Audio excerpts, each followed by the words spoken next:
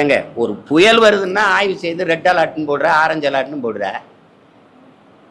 அங்க ஏற்கனவே மரக்கணத்துல செத்துட்டான் 19 பேரு. 1,90,00,000 நீங்க கொடுத்துட்டீங்க. அப்பவே நீங்க எச்சரிச்சு நீதிபதி கேட்கிறாருங்க, அப்ப நாடங்க நீ எச்சரிச்சிருக்கணும்ல. அந்த மரணம் உனக்கு முன்மாதிரி. அது தெரியாம நடந்துச்சுன்னு சொல்லுங்க, நான் ஒத்துக்கிறேன். இது தெரியாம நடந்துருச்சுன்னு எப்படி சொல்றீங்க?